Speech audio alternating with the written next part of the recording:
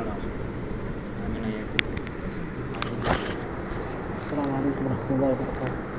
إن الحمد لله نحمده ونستعينه ونستغفره ونعوذ بالله من شرور أنفسنا ومن سيئات أعمالنا من يهدي الله فلا مضل له ومن يضلل فلا هادي له وأشهد أن لا إله إلا الله وحده لا شريك له وأشهد أن محمدا عبده ورسوله أرسله بالحق بشيرا ونذيرا. أما بعد فإن خير الحديث كتاب الله وخير الهدي هدي محمد صلى الله عليه وسلم وشر الأمور محدثاتها وكل محدثة بدعة وكل بدعة ضلالة وكل ضلالة في النار.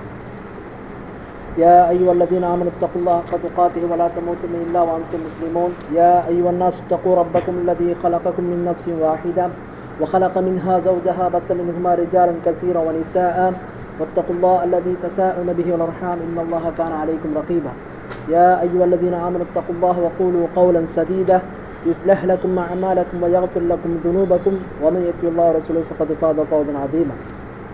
وقال الله تعالى في كلامه المجيد: ظهر الفساد في البر والبحر بما كسبت أيدي الناس ليذيقهم بعد الذي عملوا لعلهم يرجعون. அன்பார்ந்த இஸ்லாமிய சகோதரர்களே, நாம் எல்லாம் இந்த வகுப்பிலே நவீன காலத்தில் உள்ள குழப்பங்கள், ஃபித்னாக்களை பற்றியும் அதற்கு மார்க்கம் என்ன தீர்வை சொல்கிறது என்பதை பற்றி இன்ஷா அல்லாஹ் பார்க்க இருக்கிறோம்.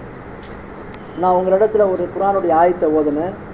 சூரத்து ரூம் 30வது அத்தியாயத்தில் 41வது வசனம்.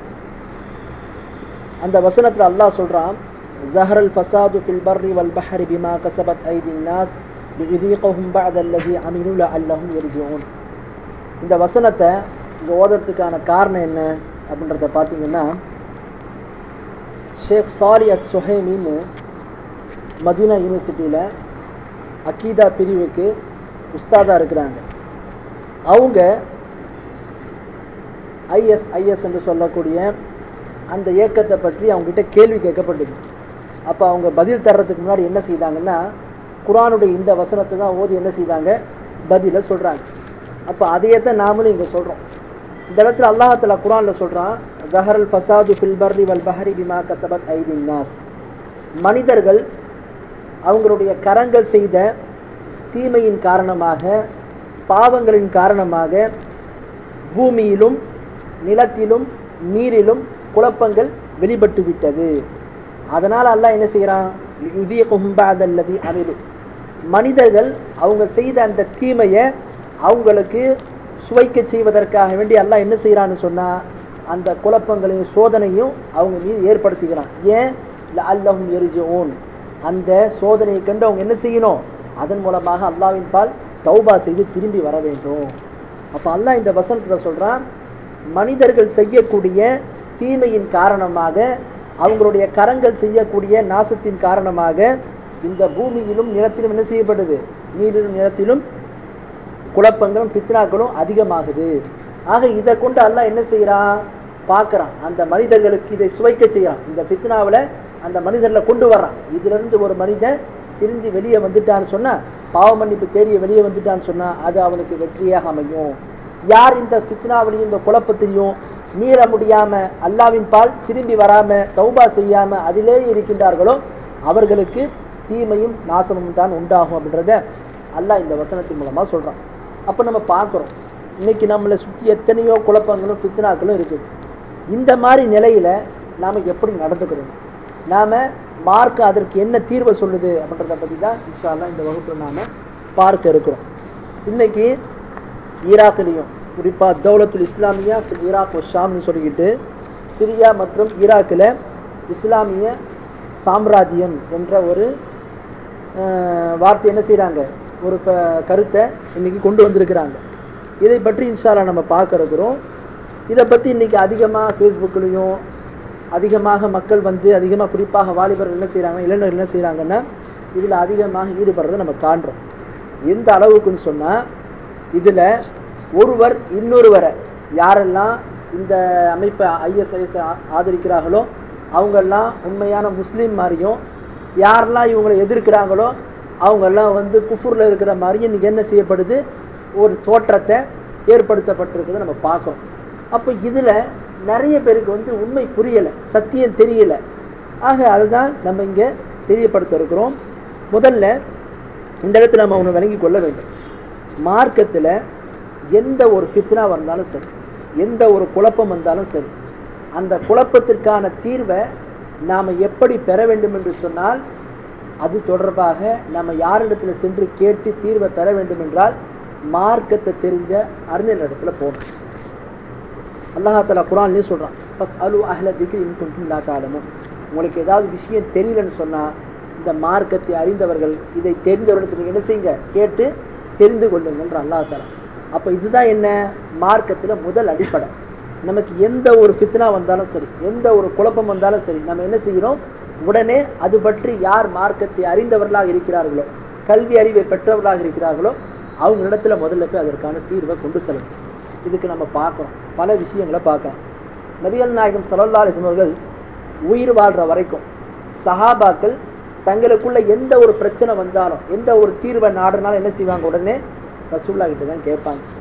நபிகள் நாயகம் ஸல்லல்லாஹு மரணத்திற்கு அப்புறம் சஹாபாக்கள் அவங்களுக்குள்ள ஏதாவது ஒரு பிரச்சனை வந்துச்சு சொன்னால் என்ன செய்தாங்க, மற்ற சஹாபாக்கள்கிட்ட போய் கேட்டாங்க, யாருக்கு அதிகமான கல்வி அறிவு இருந்ததோ. இதுக்கு நம்ம உதாரணம் பார்க்குறோம். நபிகள் நாயகம் ஸல்லல்லாஹு அலைஹி வஸல்லம் குடும்பவியல் சம்பந்தமாக சந்தேகங்கள் ஏற்படும் என்ன செய்தாங்க, சஹாபாக்கள் ஆயிஷா ரலியல்லாஹு அன்ஹா போகிறாங்க நம்ம பார்க்குறோம். அப்போது இதே வழிமுறையைத்தான் தாபீன்களும் கடைபிடித்திருக்கிறாங்க. எப்படி, தாபீன்கள் அவங்க காலத்தில் எந்த ஒரு குழப்பம் வந்தாலும் உடனே என்ன செய்வாங்க, சஹாபாக்கள்கிட்ட போய் அதை கேட்பாங்க. இதுக்கு ஒரு உதாரணம் பாருங்கள். சஹீஹ் முஸ்லிமில் வரக்கூடிய முதல் ஹதீஸ் என்ன ஹதீஸ்னா, யஹ்யா இப்னு யஅமுர், ஹுமைத் இப்னு அப்துர் ரஹ்மான், இந்த ரெண்டு பேருமே தாபீன்கள். இவங்க என்ன பண்ணுறாங்கன்னா, ஈராக் இருக்குது பார்த்தீங்களா, அந்த ஈராக் நாட்டிலேருந்து வர்றாங்க, உம்ரா செய்வதற்காண்டி மக்காவுக்கு வர்றாங்க. வந்த உடனே அந்த பயணத்தில், அந்த உம்ரா இதில் அப்துல்லா பின் உமர் ரலியல்லாஹு அன்ஹு சந்திக்கிறாங்க. அப்துல்லா பின் உமர் யார் அவங்க ஒரு சஹாபி. அவங்கள சந்திக்கிறாங்க. சந்தித்து சொல்கிறாங்க, அப்துல்லா பின் உமர் ரலியல்லாஹு அன்ஹு அவர்களே, எங்கள் பஸ்ரா நாட்டில், எங்கள் ஈராக் நாட்டில் மஅபத் அல் ஜுஹ்னி என்ற ஒருவன் இருக்கிறான்.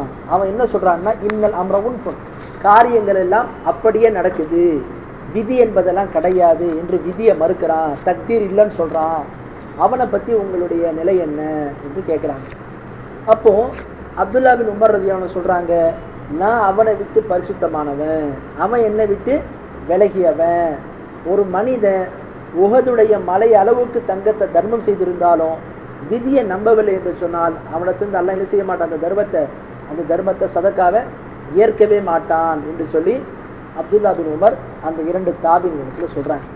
இப்போ நம்ம இதுக்காக வேண்டி சொல்கிறோம்னா, மார்க்கத்தில் ஒரு பிரச்சனை நமக்கு ஏற்படுது, ஒரு குழப்பம் வருது, ஒரு ஃபித்னா உருவாகுதுன்னா அதற்கான தீர்வை நம்ம நாட வேண்டும் என்று சொன்னால் அது என்ன செய்யணும், முறையாக மார்க்கத்தை தெரிஞ்சவங்ககிட்ட தான் நம்ம என்ன செய்யணும், அந்த தீர்வை கொண்டு போகணும். நாம் என்ன செய்யக்கூடாது, இது இப்படித்தான்ன்ற முடிவை நாம் எடுக்கக்கூடாது. இன்றைக்கி எந்த அளவுக்கு இருக்குன்னு சொன்னால், இந்த பிரச்சனையில் சவுதியை எல்லாமே என்ன ஆக்கிட்டாங்க, சவுதி அறிஞர்களையும் சவுதி உலமாக்களையும் எல்லாமே தாகுத்துன்னு சொல்லிட்டாங்க. தாகுத்துனா என்ன, தாகுத்துன்னு சொன்ன ஷைத்தானுடைய சட்டங்களை ஏற்பது, அல்லாஹ்வுடைய சட்டங்களை செயல்படுத்துவது. ஆக என்ன சொல்ல வராங்கன்னா, குஃப்ர்னு சொல்ல வராங்க. அப்போ இவங்க யார் ஏற்றுக்கிறாங்களோ அவங்க மட்டும்தான் முவஹிது, இவங்களை யார் ஏற்றுக்கிறதுலையோ அவங்கெல்லாம் காஃபிர்கள் என்று சொல்லக்கூடிய நிலைமைக்கு என்ன இன்னைக்கு நாம் பார்க்குறோம். ஆக அது விஷயத்தில் நம்ம சில தெளிவை பெற வேண்டும். என்ன தெளிவு, ஒரு ஹதீஸு பொதுவாக சொல்லப்படும். அஹ்மதுல பைஹக்கியில் வருது, சௌபான் ரலியல்லாஹு அன்ஹு அறிவிக்கிறாங்க. அந்த ஹதீஸ் என்ன வருதுன்னா, இதா ரஅய்தும் الرأية السوداء قد جاءت من قبل خراسان فآتوها فإن فيها خليفة الله المهدي. நபிகள் நாயகம் ஸல்லல்லாஹு அலைஹி சொன்னாங்க என்னவென்று, நீங்கள் கருப்பு கொடியை பார்த்தீர் என்று சொன்னால், எங்கிருந்து, குராசான் பகுதி. குராசான் என்பது எங்கே இருக்குது தெரியுமா, அதாவது குராசான் கேள்விப்பட்டிருக்கீங்களா? குராசான் ஈராக்குடைய அந்த பகுதியை சொல்லுவாங்க, குறிப்பாக ஈரானுடைய அந்த பகுதி. ஆக அந்த பகுதி குராசான் என்று சொல்லக்கூடிய அந்த பகுதியிலிருந்து கருப்பு கொடியை நீங்கள் பார்த்தீங்கன்னா நீங்கள் என்ன செய்யுங்க, அந்த படைக்கு நீங்கள் வாங்க, அதில் நீங்களும் சேர்ந்துக்கிடுங்க. ஏன்னு சொன்னால் நிச்சயமாக அதில் யார் இருக்கிறா, மஹதி அலைஹிஸ்ஸலாம் இருக்கிறாங்க. அப்போ இந்த ஹதீஸு இதை மாதிரி வரக்கூடிய சில ஹதீஸுகளை வச்சு என்ன சொல்கிறாங்கன்னா, நாங்களும் இந்த கருப்பு கொடியை ஏந்திருக்கிறோம், எங்கள்கிட்ட யார் வருவாங்க பிற்காலத்தில், மஹதி அலைஹிஸ்ஸலாம் வருவாங்க, அதற்கான ஒரு முன்னோட்டமாகத்தான் நாங்கள் வந்திருக்கிறோம் அப்படின்ற மாதிரி என்ன செய்வாங்க, இந்த ஹதீஸை ஒரு ஆதாரமாக சொல்லுவாங்க. இந்த ஹதீஸை நம்ம பார்த்தோன்னு சொன்னால் இந்த ஹதீஸ் வந்து ஒரு பலகீனமான ஹதீஸ், இது லைஃபான ஹதீஸ். இந்த ஹதீஸ் வச்சு என்ன செய்ய முடியாது, நம்ம மார்க்கத்தினுடைய சட்டத்தை ஏற்றுக்கொள்ள முடியாது. பொதுவாக நம்ம பார்க்கலாம், நிறைய மார்க்கத்தில் சில பிரச்சனைகள் சில குழப்பங்களை சிலர் கொண்டு வருவாங்க. அவங்க கொண்டு வரக்கூடிய அந்த தகவல் அந்த ஹதீஸ் பார்த்தீங்கன்னா ஒன்று என்னவா இருக்கும், இட்டுக்கட்டப்பட்டதாக இருக்கும், மௌதுவாக இருக்கும், அப்படி இல்லைன்னா பலகீனமானதாக இருக்கும். ஆக இப்படிப்பட்ட ஹதீஸ்களை கொண்டு தான் என்ன செய்வாங்க, தங்களுடைய கருத்தை வந்து நிலைநிறுத்துவதற்காக வேண்டி முயற்சிப்பாங்க. அதே தான் இங்கே என்ன செய்யறதுக்கு முயற்சி நடக்குது. ஆக இது ஒரு பலகீனமான ஹதீஸ், இதை நம்ம என்ன செய்ய முடியாது, ஆதாரமாக ஏற்க முடியாது. அடுத்து வாங்க, நம்ம ஹிலாஃபத்து தொடர்பாக சில விஷயங்களை தெரிந்து கொள்ள வேண்டும். ஹிலாஃபத் இன்னைக்கு இருந்து இவங்க கொண்டு வர்றாங்களே, தௌலத்துல் இஸ்லாமியா, தௌலத்து இஸ்லாமியான இஸ்லாமிய சாம்ராஜ்யம், இஸ்லாமிய ஹிலாஃபத் எங்க, ஈராக்கிலையும் சிரியாவிலையும் ஷாம்லையும் அப்படின்ற மாதிரி சொல்றாங்க. இந்த ஹிலாஃபத்து தொடர்பாக நமக்கு சில முக்கியமான விஷயங்கள் தெரிய வேண்டி இருக்கு. ஹிலாஃபத் என்றால் என்ன, அந்த ஹிலாஃபத்து என்பது எப்போ ஏற்படும், இனி வருமா, இல்லை மஹதி அலைஹிஸ்ஸலாம் அவர்கள் தான் இனி கலீஃபாவாக இருப்பாங்களா, அல்லது அவங்களுக்கு முன்னாடி இந்த ஹிலாஃபத்து வருமா அப்படின்றத பற்றி நாம் பார்ப்போம். இது சம்பந்தமாக முஸ்னத் அஹ்மதுல ஒரு சஹீஹான ஹதீஸ் வருது, ஆதாரபூர்வமான ஹதீஸ் வருது, 18903 நம்பர் ஹதீஸ். அந்த ஹதீஸில் என்ன வருதுன்னு சொன்னால், நபிகள் நாயகம் ஸல்லல்லாஹு சொன்னாங்க, தகூனு நுபுவத்து ஃபீக்கும் மாஷா அல்லாஹ் அன் தகூன ثم يرفعها اذا شاء ان يرفعها ثم تكون خلافة على منهاج النبوة فتكون ما شاء الله ان تكون ثم يرفعها اذا شاء ان يرفعها ثم تكون ملكا عادا فيكون ما شاء الله ان يكون ثم يرفعها اذا شاء ان يرفعها ثم تكون ملكا جبريا فيكون ما شاء الله ان يكون ثم يرفعها اذا شاء ان يرفعها ثم تكون خلافة على منهاج النبوة ثم سكت. இந்த ஹதீஸ்ல நபிகள் நாயகம் ஸல்லல்லாஹு அலைஹி சொல்றாங்க, 5 நிலைகள் ஏற்படும். என்னென்ன நிலைகள்? முதல் நிலை, நபிகள் நாயகம் ஸல்லல்லாஹு அலைஹி சொல்றாங்க, அல்லாஹ் தஆலா நுபுவத்தை ஏற்படுத்தணும். நுபுவத்துனா என்ன? நபித்துவம். அல்லாஹ் தஆலா நபியை தேர்ந்தெடுக்கிறான். ஆக இந்த நுபுவத்து, இந்த நபித்துவம் என்பது இந்த பூமியில் ஏற்படும். எப்போ வரைக்கும்? அல்லாஹ் நாடுகின்ற வரைக்கும். பிறகு அல்லாஹ் என்ன செய்துடுவான், இந்த நுபுவத்தை உயர்த்தி விடுவான். பிறகு நுபுவத்து இருக்காது. இது முதல் நிலை. முதல் நிலை என்ன? நுபுவத் இருப்பது, நபிகள் நாயகம் ஸல்லல்லாஹு அலைஹி வஸல்லம் அவர்கள் நபியாக இருப்பது இந்த பூமியில. இது ஒரு நிலை. அடுத்து அல்லாஹ் இந்த நிலையை உயர்த்தி விடுவான். பிறகு நபிகள் நாயகம் ஸல்லல்லாஹு அலைஹி வஸல்லம் சொல்றாங்க, இரண்டாவது ஒரு நிலை வரும். அது என்ன நிலை? அல்லாஹ் இந்த பூமியில என்ன செய்வான்னு சொன்னா, நபித்துவத்தின் அடிப்படையில ஹிலாஃபத்தை ஏற்படுத்துவான். அல்லாஹ் நபித்துவத்தின் அடிப்படையில் ஹிலாஃபத்தை ஏற்படுத்துவான். இது இரண்டாவது நிலை. முதல் நிலை அல்லாஹ் நபியை அனுப்பது, அல்லாஹ் நாடுற வரைக்கும் அவங்க நபியாக இருப்பாங்க. பிறகு அல்லாஹ் அவங்க ஏற்படுவான், அவங்களுக்கு மரணத்தை கொடுத்துருவான். அடுத்து இரண்டாவது நிலை என்ன?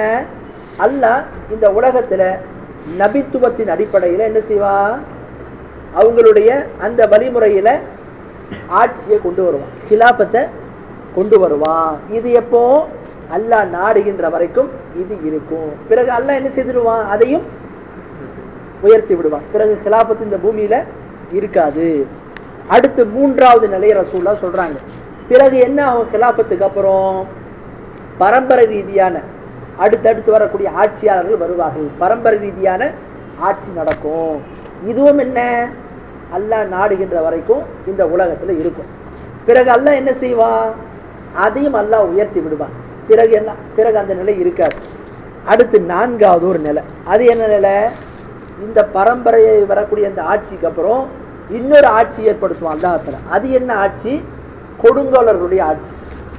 கொடுங்கோலர்கள், கொடுங்கோல மன்னர்கள் என்ன செய்வாங்க, ஆட்சியாளர்களாக இருப்பாங்க. ஆக இது இந்த பூமி இருந்து கொண்டே இருக்கும். எப்போ வரைக்கும்? அல்லாஹ் நாடுகின்ற வரைக்கும். பிறகு அல்லாஹ் என்ன செய்வான், அவங்களுடைய அந்த கொடுங்கோலருடைய ஆட்சியும் எடுத்து விடுவான். பிறகு நபிகள் நாயகம் ஸல்லல்லாஹு சொல்றாங்க, சும்ம தகூனு ஹிலாஃபத்துன் அலா மின்ஹாஜின் நுபுவத்தி. பிறகு மறுபடியும் என்ன செய்யும், நுபுவத்தின் அடிப்படையில் எப்படி ரசூலுல்லாஹ்வுக்கு அப்புறம் ஹிலாஃபத்துன்ற ஒரு நிலை இருந்ததோ அது போன்ற ஒரு ஹிலாஃபத் என்ன செய்யும், மறுபடியும் ஏற்படும் என்று சொல்லி நபிகள் நாயகம் ஸல்லல்லாஹு அலைஹி வஸல்லம் அவர்கள் சொல்லிவிட்டு பிறகு அமைதியாக இருந்து விட்டார். இந்த ஹதீஸ் அஹ்மது நூல்ல வருது. இது சஹீஹான ஹதீஸ். எல்லா ஹதீஸ் வல்லுநர்களும் இது சஹீஹ்னு ஏற்றுட்டு இருக்கிறாங்க. ஆக இந்த ஹதீஸ்ல 5 நிலைகளை பற்றி சொல்லப்பட்டது. என்னென்ன நிலை? முதல்ல நுபுவத், ரெண்டாவது நுபுவத்தின் அடிப்படையில் வரக்கூடிய ஹிலாஃபத்துடைய ஆட்சி, மூன்றாவது முல்க், அதாவது முல்குன்னு சொன்ன பரம்பரை ரீதியான ஆட்சியாளர்கள் மன்னர்களுடைய ஆட்சி, அடுத்து நான்காவது கொடுங்கோலருடைய ஆட்சி, ஐந்தாவது நுபுவத்தின் அடிப்படையில் உள்ள ஹிலாஃபத். விளங்குதுங்களா? ஆக இந்த 5 நிலையை நபிகள் நாயகம் ஸல்லல்லாஹு அலைஹி வஸல்லம் அவர்கள் சொல்லிவிட்டு என்ன செய்யறாங்க? அமைதியாக இருக்கிறாங்க. இந்த ஹதீஸ்ல நாம எந்த குழப்பத்தில் இருக்கிறோமோ அந்த குழப்பத்துக்கு தீர்வு இந்த ஹதீஸ்ல இருக்கு. என்ன தீர்வு? நபிகள் நாயகம் ஸல்லல்லாஹு அலைஹி வஸல்லம் அவர்கள் இந்த ஹதீஸின் மூலமாக நமக்கு ஒரு தீர்வை தெரியப்படுத்துறாங்க. என்ன தீர்வு? ஹிலாஃபத் என்பது, ஹலீஃபா என்பது இனி எப்போ ஏற்படும் அப்படின்றத ரசூலுல்லாஹ் இந்த ஹதீஸ் மூலமா என்ன செய்யறாங்க? நமக்கு தெரியப்படுத்துறாங்க. ஏன்னு சொன்னா இன்னைக்கு பிரச்சனை என்னன்னு சொன்னா, நாங்க ஹலீஃபாவாக இருக்கிறோம் என்று சொல்லி, அவர் பேர் என்ன, பக்தாதியா, அபூபக்கர் அல் பக்தாதி, அவர் என்ன செய்யறாரு? தன்னை மக்கள்கிட்ட சொல்றாரு, என்ன ஹலீஃபாவாக ஏத்துக்கிடணும், என்கிட்ட பையத்தை செய்யணும். யார் இடத்துல பையத்தை செய்யலையோ அவங்க என்ன ஆயிடுவாங்க? ஆட்சியாளருக்கு எதிரானவங்களாக ஆயிடுவாங்க, அவங்க குஃபுர்ல இருக்கிற மாதிரி ஆகிடும். அதனால என்னிடத்துல பையத்தை செய்யணும் என்று சொல்லி என்ன செய்யறாரு? மக்களிடத்துல சொல்றாரு. அப்போ இதை நம்பிதான் நிறைய பேர் என்ன பண்றாங்க? சப்போர்ட் பண்ற மாதிரி ஒரு நிலைமையை நம்ம பார்க்கிறோம். அப்ப இந்த ஹதீஸ்ல நபிகள் நாயகம் ஸல்லல்லாஹு சொல்றாங்க, ஹிலாஃபத்துக்கு அப்புறம் எந்த ஹிலாஃபத்து? நுபுவத்தின் அடிப்படையில் இருக்கக்கூடிய ஹிலாஃபத். அந்த நுபுவத்தின் அடிப்படையில் இருக்கக்கூடிய ஹிலாஃபத் என்பது எப்போ வரைக்கும் இருக்கும்? அதுக்கான அளவுகோல் என்ன என்பதை பற்றி பார்க்கும்போது திர்மிதில ஒரு ஹதீஸ் வருது, சையான ஹதீஸ். அந்த ஹதீஸ்ல நபிகள் நாயகம் ஸல்லல்லாஹு சொல்றாங்க, அல் ஹிலாஃபத்து 30 சனதன் சும்ம தகூனு முல்கன். ஹிலாஃபத் என்பது இந்த பூமியில் எத்தனை ஆண்டு காலம் வரைக்கும் இருக்கும்? 30 ஆண்டு காலம் வரைக்கும் இருக்கும். நபிகள் நாயகம் ஸல்லல்லாஹு சொல்றாங்க, ஹிலாஃபத் என்பது இந்த பூமியில் 30 ஆண்டு காலம் வரைக்கும் இருக்கும். சும்ம தகூனு முல்கன், பிறகு என்ன ஆயிடும்? மன்னர்களின் ஆட்சி வரும். 30 ஆண்டு காலம் வரைக்கும் என்ன? ஹிலாஃபத்துடைய ஆட்சி இருக்கும். ஹலீஃபா, ஹிலாஃபத்து இஸ்லாம் சொல்லக்கூடிய அந்த ஹலீஃபான்னு சொல்லக்கூடிய ஹிலாஃபத்துடைய ஆட்சி 30 ஆண்டு காலம் வரைக்கும் இருக்கும். அந்த ஹிலாஃபத்துக்கு பிறகு என்னவா இருக்கும்?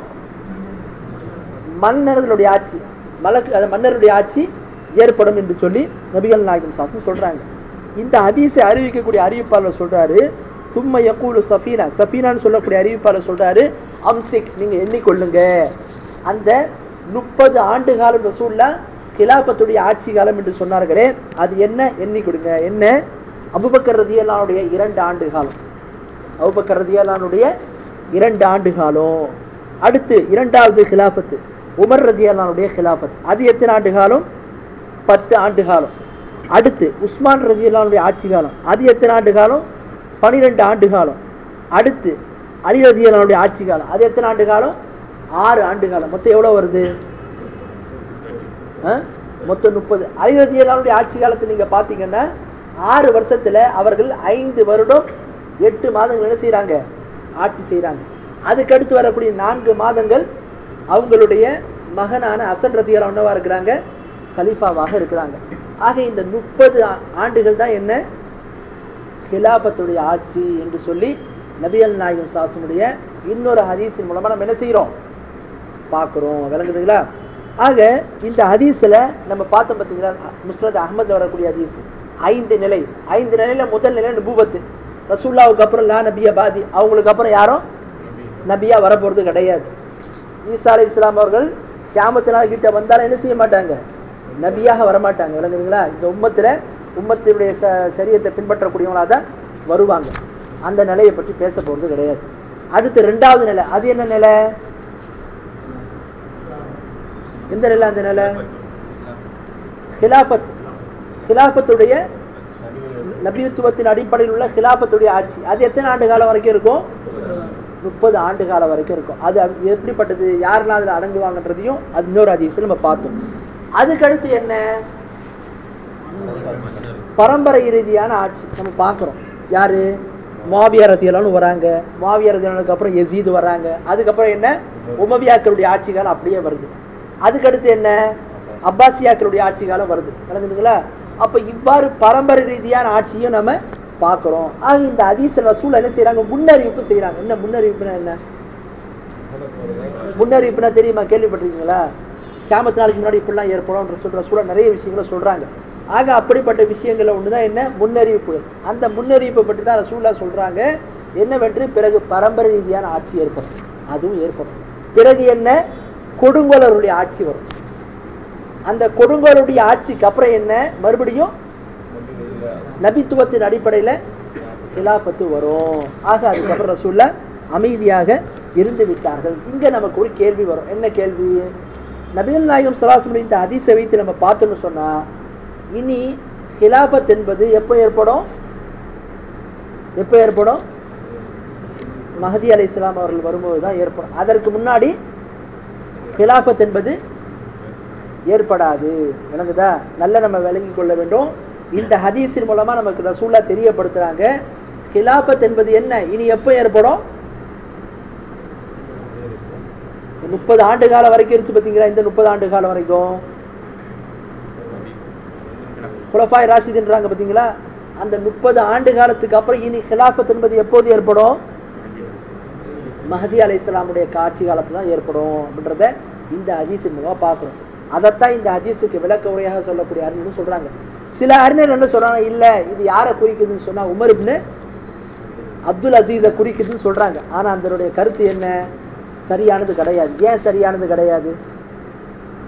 உமர் இப்னு அப்துல் அசீஸுக்கு முன்னாடி பெரிய கொடுங்கோலர்கள் யாரும் என்ன செய்யல, வந்து ஆட்சி புரியவும் இல்லை, அவங்களுக்கு முன்னாடி பரம்பரை தொடரவும் இல்லை. விளங்குதுங்களா? ஆக நல்லா நம்ம விளங்கணும். இது யாரை குறிக்குதுன்னு சொன்னா மஹதி அலைஹிஸ்ஸலாமை குறிக்கிறது என்பதுதான் அதிகமான அதனுடைய கருத்தாக இருக்கிறது. அதுதான் என்ன சரியான கருத்தும் கூட. அடுத்து நமக்கு ஒரு கேள்வி வரும். என்ன கேள்வி? மஹதி அலைஹிஸ்ஸலாம் அவர்களுக்கு முன்னாடி இஸ்லாமிய கிலாபத்து ஏற்படுமா, அதற்கான சாத்திய கூறுகள் இருக்கிறதா அப்படின்றத பத்தி பார்க்கும்போது, இது சம்பந்தமா பார்க்கும்போது என்ன செய்வாங்க, யாரெல்லாம் மஹதி அலைஹிஸ்ஸலாம் அவர்களுக்கு முன்னாடி கிலாபத்து ஏற்படும் என்று சொல்வார்களோ அவங்களாம் என்ன செய்வாங்க, சில ஹதீஸுகளை ஆதாரமாக காட்டுவாங்க. அதுல ஒரு ஹதீஸ் தான் என்ன, இப்னு மாஜால வரக்கூடிய ஹதீஸ். என்ன ஹதீஸ்? இப்னு மாஜால 4222 நம்பர் ஹதீஸ்.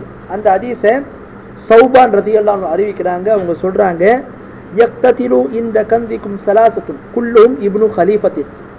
ஒரு கலீஃபாவுடைய 3 மகன்கள் என்ன செய்வாங்க, ஒரு கஜானாவை, கஜானான தெரியல, அந்த கஜானாவை பெறுவதற்காக வேண்டி அவங்க தங்களுக்குள்ள என்ன செஞ்சிடுவாங்க, சண்டையிட்டுக் கொள்வார்கள்.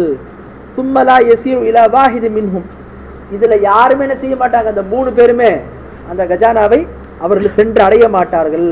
சும்ம தத்லு ராயத்து ஸூத் மின் கிபில் மஷ்ரிக்.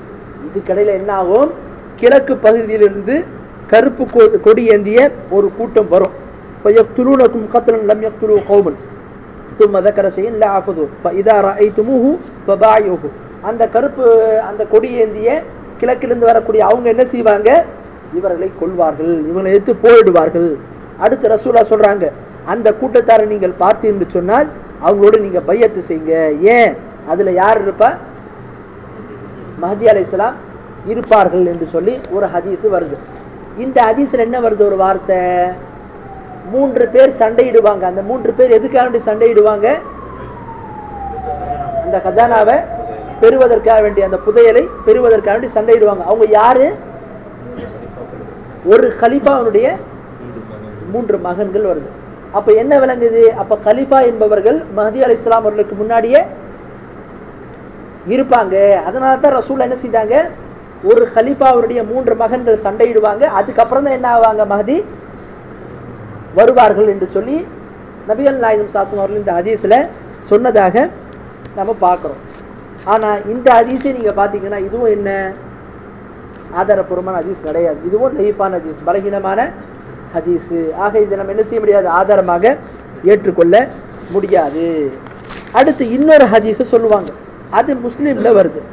அது என்ன ஹதீஸ், நபிகள் நாயகம் ஸல்லல்லாஹு அலைஹி வஸல்லம் சொன்னாங்க, லா யஸாலு தீனு காயிமன் ஹத்தா தகூமு ஸாஅ அவ் யகூன அலைக்கும் 12 கலீஃபத்தன் குல்லுஹும் மின் குரைஷின்.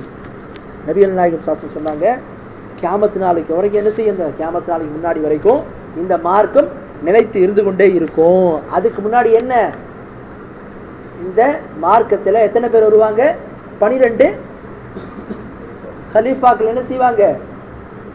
வருவார்கள் என்று சொல்லி நபிகள் நாயகம் ஸல்லல்லாஹு சொன்னாங்க. இந்த ஹதீஸ் ரசூல் என்ன சொல்றாங்க? கியாமத்து நாளைக்கு முன்னாடி 12 கலீஃபாக்கள் வருவாங்க என்று சொல்லி நபிகள் நாயகம் ஸல்லல்லாஹு அலைஹி சொல்றாங்க. அப்போ 12 கலீஃபான்னா என்னாச்சு? நம்ம 4 கலீஃபா ஏற்கனவே தெரியும். அபூபக்கர் ரலியல்லாஹு அன்ஹு அவர்கள், உமர் ரலியல்லாஹு அன்ஹு அவர்கள், உஸ்மான் ரலியல்லாஹு அன்ஹு அவர்கள், அலி ரலியல்லாஹு அன்ஹு அவர்கள், 5ஆவதாக ஹசன் ரலியல்லாஹு அன்ஹு நம்ம சேர்த்துக்கிறோம். அடுத்து இன்னும் கலீஃபானா யாரு? மஹதி அலைஹிஸ்ஸலாம் அவர்கள் 6. இப்போ 6 தானே ஆச்சு. இப்போ மிச்சம் 6 என்ன? அப்போ என்ன ஆச்சு? மஹதி அலைஹிஸ்ஸலாமுக்கு முன்னாடி வேறு சில கலீஃபாக்களும் வருவார்கள் அப்படின்றத என்ன செய்யறாங்க? இந்த ஹதீஸையும் ஆதாரமாக வைத்து சொல்றாங்க. ஆக இந்த இடத்துல நம்ம சில விளக்கங்களை பெற வேண்டியது இருக்கு. என்ன விளக்கம் அப்படின்றத பத்தி பார்க்கும்போது, கலீஃபா என்று சொன்னால் அது யாரை சொல்லுவாங்கன்றத முதல்ல தெரியும். கலீஃபான்ற வார்த்தை 3 பொருளில் பயன்படுத்தப்பட்டிருக்கு. அரபி இஸ்லாஹில், இஸ்லாமிய வழக்கில் கலீஃபான்ற வார்த்தை 3 அர்த்தங்களில் பயன்படுத்தப்பட்டிருக்கு. ஒரு அர்த்தம் என்னன்னு சொன்னால், ஒரு ஜென்ரேஷனுக்கு அப்புறம், ஒரு தலைமுறையினருக்கு அப்புறம் இன்னொரு தலைமுறையினர் வர்றது. அல்லாஹ் குர்ஆன்ல சொல்றான் பாத்தீங்களா, வைது கால ரப்புக லில் மலாயிகத்தி இன்னி ஜாயிலுன் ஃபில் அர்தி கலீஃபா. இந்த பூமியில நம்ம என்ன செய்ய போறோம்? ஒரு வழி தோன்றல்களை நம்ம என்ன செய்ய போறோம்? ஏற்படுத்த போறோம். அப்படின்னா என்ன? ஒரு தலைமுறையினர் இருப்பார்கள், அதுக்கு அடுத்து அவங்க என்ன செய்வாங்க? அவங்க போனதுக்கு அப்புறம் வேற ஒரு தலைமுறையில் வருவார்கள். இவ்வாறு வர்றாங்க பார்த்தீங்களா, உன்னை தொடர்ந்து இன்னொன்று. அவ்வாறு வருவதற்கு தான் என்ன செய்யப்படும்? கலீஃபான்ற வார்த்தை பயன்படுத்தப்படும். இது ஒரு அர்த்தம் கலீஃபாவுக்கு. 2வது அர்த்தம் என்ன? கலீஃபா என்பது அல்லாஹ்வுடைய அடியார்களுக்கு மத்தியில நீதமா தீர்ப்பு செலுத்துறாங்க பார்த்தீங்களா, அவங்களுக்கு என்ன செய்யப்படும்? கலீஃபான்ற வார்த்தை பயன்படுத்தப்படும். அல்லாஹ்வுடைய அடியார்களுக்கு மத்தியில நீதமாக யார் தீர்ப்பு வழங்குகிறார்களோ அவங்களுக்கும் கலீஃபான்ற வார்த்தை பயன்படுத்தப்படும். இந்த இதை வைத்து தான் நம்ம என்ன சொல்றோம்? கலீஃபான்ற வார்த்தை, கலீஃபான்னு சொல்லக்கூடிய நம்ம அந்த 4 கலீஃபா சொன்ன பார்த்தீங்களா, 30 ஆண்டுகள் ஆட்சி செய்வார்கள், அவங்களுக்கும் பயன்படுத்தப்படும்.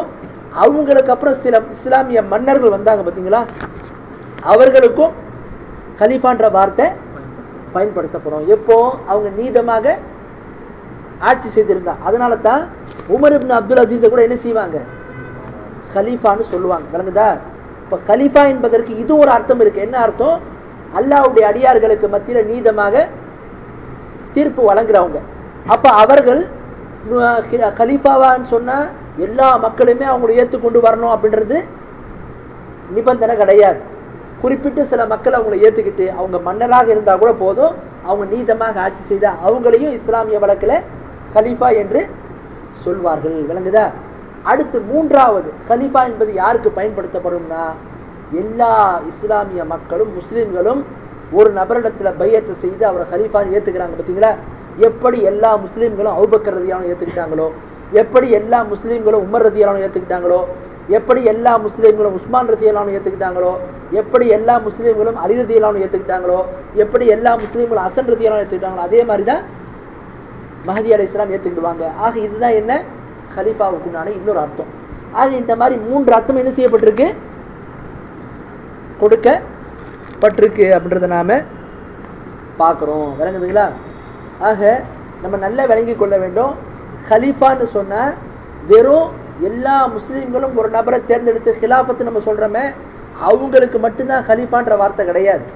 மாறாக இஸ்லாமிய ஆட்சியை செய்யக்கூடிய முஸ்லீம் மன்னர்களுக்கு என்ன செய்யப்படும்? இந்த வார்த்தை பயன்படுத்தப்பட்டிருக்கும். அவ்வாறு பயன்படுத்தப்பட்டிருக்கு அப்படின்றதையும் நாம பார்க்குறோம். இது சம்பந்தம் ஒரு ஹதீஸ் பாருங்க, புகாரில் வருது. நபிகள் நாயகம் ஸல்லல்லாஹு சொல்றாங்க என்னவென்று சொல்லி, قال كانت بنو إسرائيل تسوسهم الأنبياء كلما هلك نبي خلفه نبي. நபிகள் நாயகம் ஸல்லல்லாஹு சொல்றாங்க, பனு இஸ்ரவேலர்கள்ல அம்பியாக்கள் என்ன தொடர்ந்து வந்து கொண்டிருந்தார்கள். எப்படி? ஒரு நபி இறந்ததுக்கு அப்புறம் இன்னொரு நபி, ஒரு நபி இறந்ததுக்கு அப்புறம் இன்னொரு நபி, இப்படியாக பனு இஸ்ரவேலர்களை தொடர்ந்து நபிமார்கள் வந்து கொண்டே இருந்தார்கள். இன்னஹு லா நபிய பாதி, ஆனா என்ன, நான் நபியாக அனுப்பப்பட்டிருக்கேன், எனக்கு அப்புறம் யாரும் நபி வரமாட்டாங்க. ஃபஸயகூனு குலஃபா ஃபயக்துரூன், ஆனா என்ன, எனக்கு அப்புறம் நிறைய கலீஃபாக்கள் வருவார்கள், அவர்கள் அதிகமானவர்களாக இருப்பார்கள் என்று சொல்லி நபிகள் நாயகம் சாஸ்மர்கள் சொல்றாங்க. அப்ப அதிகமானவங்க இருப்பாங்க அப்படின்ற போது நம்ம என்ன செய்யறோம்?